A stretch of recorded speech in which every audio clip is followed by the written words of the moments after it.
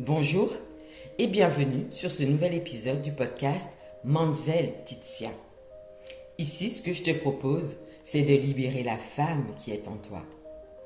Pour connaître mon actualité, connaître la sortie des prochains épisodes et réserver tes séances de coaching, je t'invite à t'abonner à ma chaîne YouTube, à mon compte Instagram. Tout est inscrit dans ma bio. Aujourd'hui, j'ai envie de te parler d'un sujet qui, je pense, correspond bien à la période dans laquelle nous vivons. Il s'agit du changement. Pourquoi le changement fait-il si peur? Et pourquoi il est préférable que nous acceptions les périodes de changement? Tu as déjà entendu ce type de phrase ou alors tu les as parfois toi-même prononcées. Tu as changé. Tu ne trouves pas qu'elle a changé ces derniers temps? Franchement, je te reconnais plus, t'es plus comme avant. Ces phrases que l'on entend souvent quand on commence à évoluer, à prendre du recul sur certaines situations de notre vie, ou encore à faire des choix, mais qui déplaisent et qui ne plaisent pas toujours en fait à notre entourage. Comme si en fait, changer, devenir différent était une mauvaise chose. Mais en réalité, ces phrases d'apparence anodine laissent des traces et deviennent des croyances limitantes qui vont entraver notre passage à l'action lorsque le changement sera nécessaire. Pourquoi le changement est-il perçu par nos sens et notre mental comme une menace? Le changement fait peur en raison de mécanismes biologiques, psychologiques et émotionnels profondément enracinés en nous. Notre cerveau, particulièrement l'amygdale, est programmé pour détecter les menaces afin de garantir notre survie. Tout ce qui est inconnu ou imprévisible active une réponse de combat ou de fuite. Nous, les êtres humains, nous préférons la certitude à l'incertitude, même si cela est inconfortable. Le changement implique souvent d'entrer dans un terrain inconnu, ce qui génère une anxiété liée au manque de contrôle ou à l'incapacité d'anticiper les conséquences. Les habitudes et les routines procurent un sentiment de sécurité. Lorsqu'elles sont perturbées, cela crée une sensation de chaos ou de désorientation.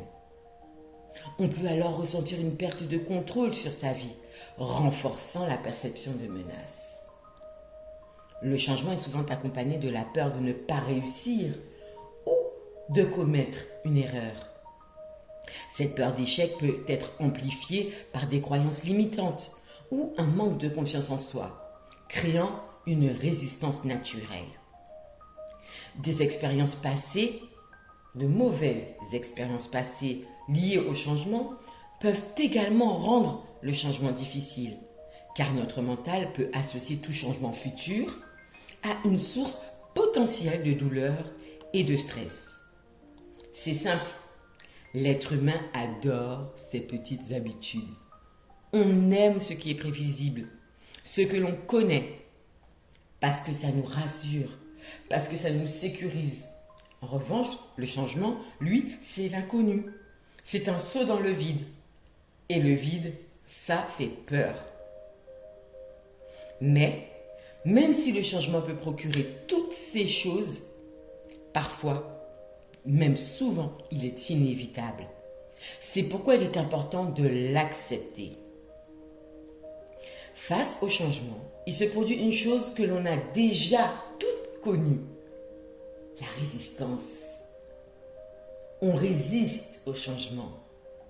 Mais plus la résistance au changement sera forte, plus le blocage va créer des effets négatifs sur le corps ou dans notre quotidien. Cela peut prendre la forme de ce boulot qui nous fatigue, qui nous démotive, mais qu'on n'ose pas quitter. Cette relation néfaste où il n'y a plus de sens, mais où l'on reste parce que partir, c'est trop effrayant. La solitude, ça fait peur. Cet environnement qui nous pèse, mais qu'on l'on supporte en se disant, c'est comme ça. on ne peut pas tout avoir, c'est la vie. En restant dans cette situation, tu vas amplifier ton sentiment de mal-être. Tu vas perdre ta joie. Tu vas perdre l'élan de vie. Ce mal-être est construit à cause de ta résistance au changement. Moi, pour m'aider à accepter le changement, j'aime bien comparer le changement à un arbre qui respecte le rythme des saisons. Parce qu'en automne, l'arbre il perd ses feuilles.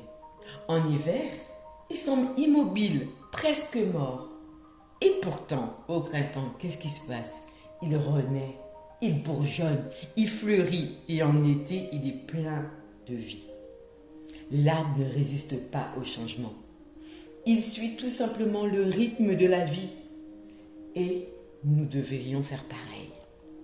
Accepter de changer, c'est accepter de s'ouvrir à des possibilités inconnues. Ils te permettent de te réaligner avec toi-même dans l'ici et maintenant. Ils te permettent de nettoyer et d'enlever les énergies qui n'ont plus lieu d'être. Le changement, c'est le passage d'un état à un autre. Il implique souvent une transformation profonde, une rupture de rythme, une remise en question des habitudes établies. Alors oui, le changement est inconfortable. Oui, le changement fait peur. Mais c'est aussi l'opportunité incroyable de renaître, comme cet arbre au printemps. Pour t'aider à changer, tu as besoin d'une qualité essentielle que tu dois cultiver, la confiance. Fais confiance au processus naturel de la vie, car la vie n'est pas figée. La vie est vouée à changer, à évoluer.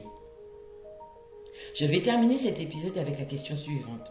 Et si tu te retrouves bloqué dans une situation, cela peut être le premier pas pour dénouer ta situation. Et si tu acceptais de changer aujourd'hui, que se passerait-il? Je t'invite à prendre le temps de réfléchir à cette question. Et si tu acceptais de changer aujourd'hui, que se passerait-il?